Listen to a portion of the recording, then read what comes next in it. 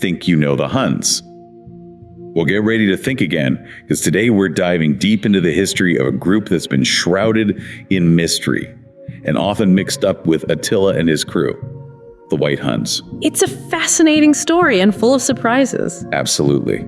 And to guide us through this historical maze, we're turning to Eva Aradi's work, The History of the White Huns. She's done some truly remarkable work piecing together their story, using ancient inscriptions and coins and accounts from all over Eurasia, like Greece and China, even India and Persia. Yeah, she's like a historical detective, right? Really putting the pieces together. So, okay, let's just clarify something right off the bat. These White Huns were not the same as the Huns who rampaged across Europe under Attila. Right. It's really important to make that distinction. Yeah. So to be clear, those guys, Attila's Huns, sometimes called the Black Huns, were a totally different group with their own unique history. Exactly. Two separate branches on the family tree, so to speak. Okay, good. Now that we've cleared that up, let's figure out where these White Huns actually came from. So we're picturing them on a map. Where did they first appear?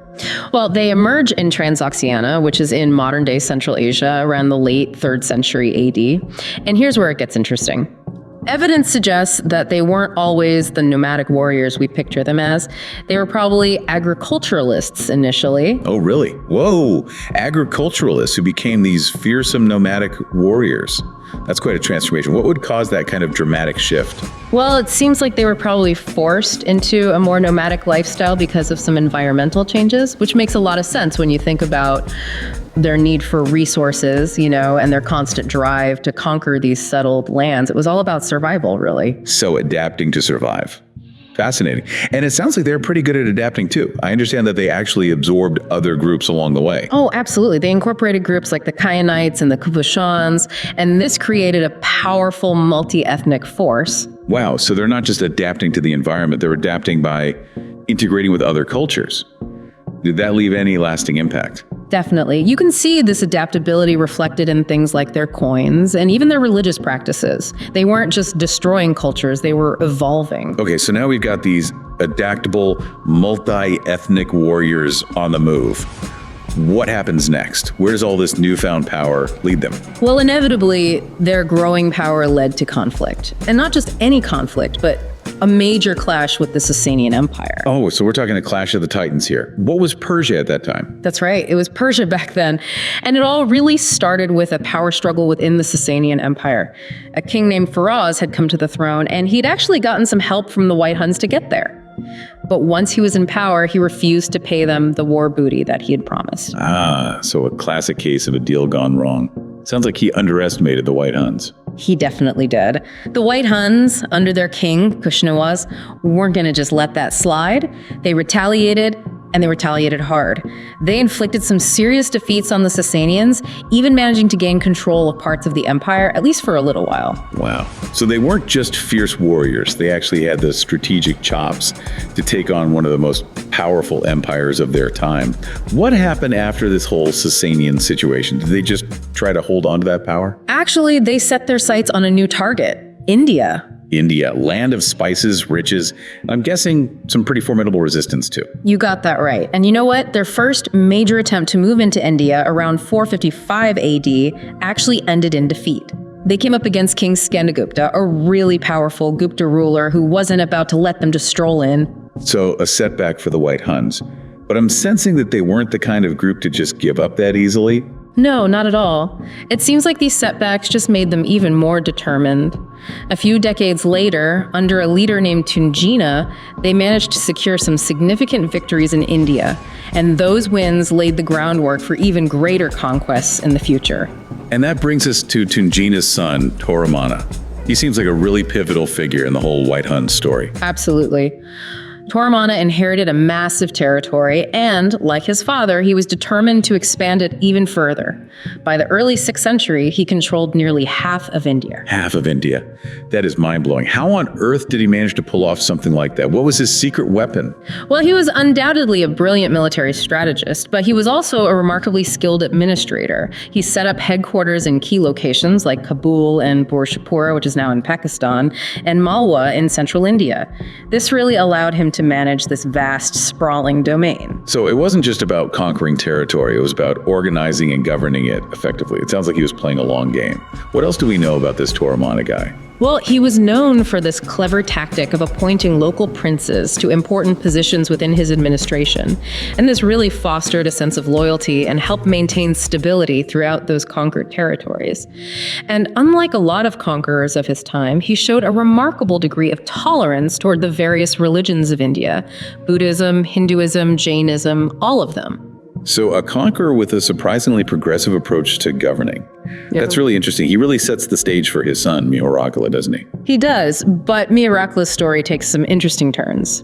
And that's where we'll pick things up next time. Okay, so last time we left off with Toramana, this brilliant White Hun leader, who was also a surprisingly tolerant ruler, and he was setting the stage for his son Mihirakula to take over.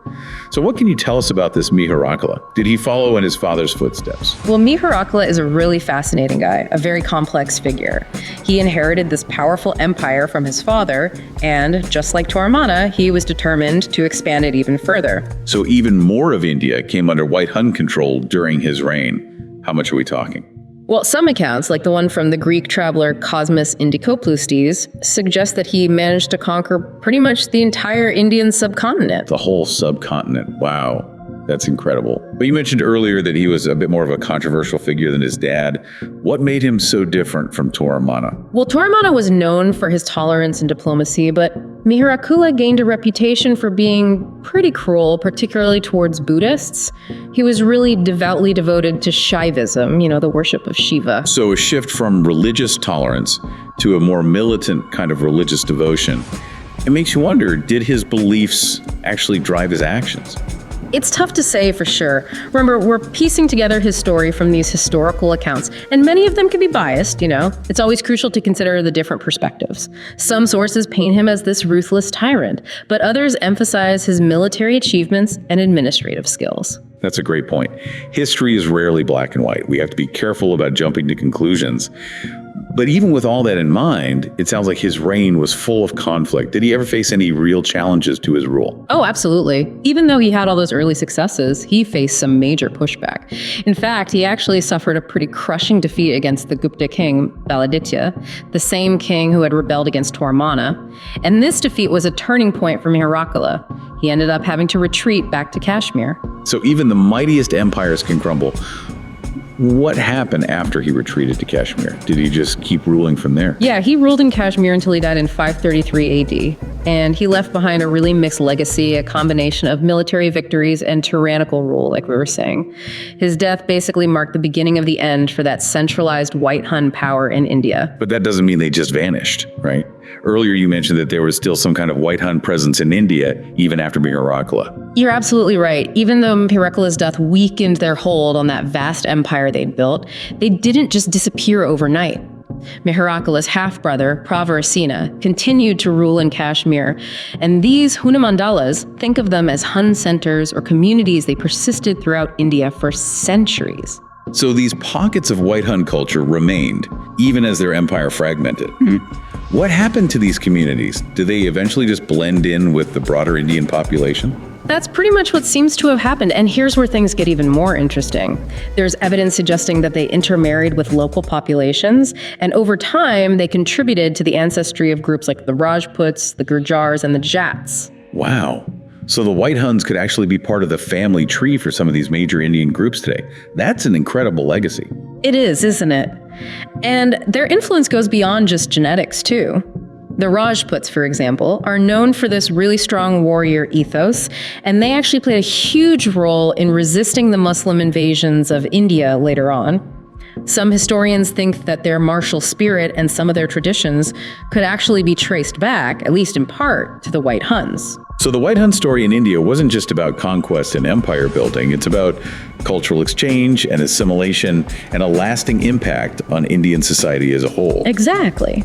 But their story doesn't end there in India. Remember those defeats I mentioned? Well, those setbacks, plus increasing pressure from this rising Turkic empire, forced some White Hun groups to migrate west. Back to their roots in Central Asia? Not exactly. Some historians think that one of these migrating groups, the Huns, sometimes called the Huns, they eventually became the Avars who settled in Europe. Hold on. Are we talking about the same Avars who tangled with the Byzantine Empire, the ones who had this massive presence in Eastern Europe? That's right, the very same Avars. And while this theory isn't 100% confirmed, it highlights just how interconnected ancient Eurasia really was.